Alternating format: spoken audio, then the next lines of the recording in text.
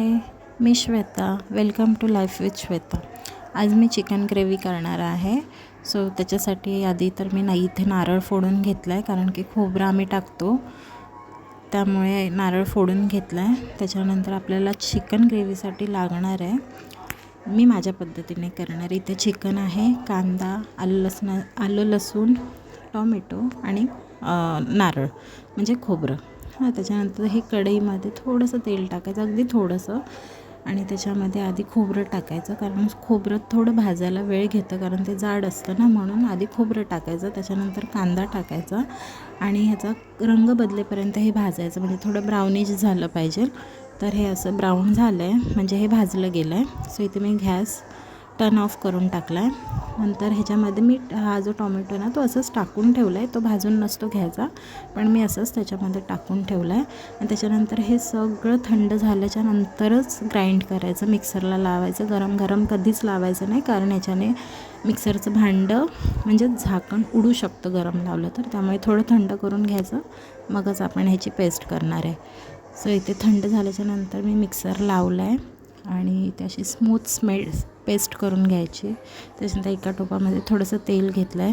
त्याच्यामध्ये कांदा टाकायचा आहे चिरलेला, थोडासा टोमॅटो टाकायचा. हे सगळं एकत्र थोडं भाजून घ्यायचं, परत म्हणजे तेलामध्ये परतून घ्यायचं. त्याच्यानंतर मी इथे आलं लसणाची पेस्ट टाकली. ही पॅकेट पेस्ट आहे, मी नाही वापरत, पण माझ्याकडे आता अवेलेबल नव्हती म्हणून मी पॅकेट पेस्ट टाकली आहे. नाही तर मी घरीच बनवते आलं लसणाची पेस्ट. ठीक आहे, एनिवे. मग त्याच्यानंतर जो मसाला वाटून घेतला आहे तो टाकायचा, जो मी टाकला इथे. आणि त्याच्यानंतर हा ना कोल्हापुरी चिकन ग्रेव्ही मसाला आहे, ते पॅकेट आहे त्याचं. खूप तिखट असतो हा. तर हा जो आहे ना मसाला, तो कोणत्याही शॉपमध्ये तुम्हाला मिळेल. आणि घरगुती लाल मसाला पण टाकायचा आहे आपल्याला.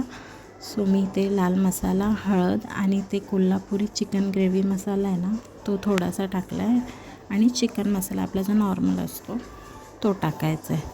तर हे सगळं टाकून मसाला आपल्याला भाजून घ्यायचा आहे, थोडंसं तेल सुटेपर्यंत. मसाला थोडा भाजला की त्याची जरा टेस्ट चांगली येते, म्हणून ते भाजून घ्यायचं एक व्यवस्थित. त्याच्यानंतर ज्याच्यात मी मसाला वाटला होता त्या भांड्यात थोडंसं पाणी टाकलं आहे आणि ते पाणी मी त्या मसाल्यामध्ये टाकून थोडंसं ते पण ढवळून घेतलं आहे. त्याच्यानंतर आपल्याला चिकन टाकायचं. हे मॅरिनेशन मी आधीच करून ठेवलं होतं. आणि मॅरिनेशनसाठी काही नाही, फक्त चिकन, थोडीशी हळद, लिंबू, मीठ आणि लाल मसाला इतकंच मी घेतलं आहे. आणि थोडं मीठ टाकून आपल्याला थोडंसं गरम पाणी टाकायचं आहे. मला जास्त असं पातळ नको आहे, मला थोडं ग्रेव्हीसारखंच हवं आहे, म्हणजे ओलं सुक्कं, म्हणून मी थोडंसंच पाणी टाकणार आहे. थोडंसं हलकं गरम पाणी टाकायचं आणि ते टाकून 10 मिनटं शिजवायला ठेवायचं. तर मी 10 मिनटं इथे छान मंद गॅसेवरती, म्हणजे थोडं मीडियम गॅसेवरती शिजवून घेतलं चिकन. खूप छान. आणि खरंच सांगते, इतकं छान झालं होतं ना. माझ्याकडे बरंचसं सामान नव्हतं, घरामध्ये नव्हतं, पण जे होतं अवेलेबल त्याच्यात मी केलं, पण इतकं छान झालं होतं ना, खूपच मस्त झालं होतं चिकन इथे. सो हे आपलं रेडी झालेलं आहे चिकन. आणि आता मी ह्याच्यानंतर कोशिंबीर करणार आहे. कोशिंबीरसाठी पण माझ्याकडे कोथिंबीर नाही आहे, पण माझ्याकडे कांदा, टोमॅटो आणि काकडी ह्या 3 गोष्टी आहेत. सो हे, आणि यामध्ये थोडंसं मी दही टाकणार आहे, कारण दहीने मला दहीवालाच कोशिंबीर आवडतं. कोणी नुसतं कांदा, टोमॅटो आणि काकडी आणि मीठ ह्याचंही करतं, पण मला दही टाकून स्पेशली आवडतं. सो मी थोडंसं दही टाकलं आहे, मीठ टाकलं आहे आणि ते छान असं एकत्र मिक्स करून घेतलं आहे. तर आजचा बेत होता माझा चिकनची ग्रेव्ही, भात आणि कोशिंबीर. जर तुम्हाला माझ्या रेसिपीज आवडत असतील तर माझ्या चॅनलला लाईक, शेअर, सबस्क्राईब आणि कॉमेंट करा.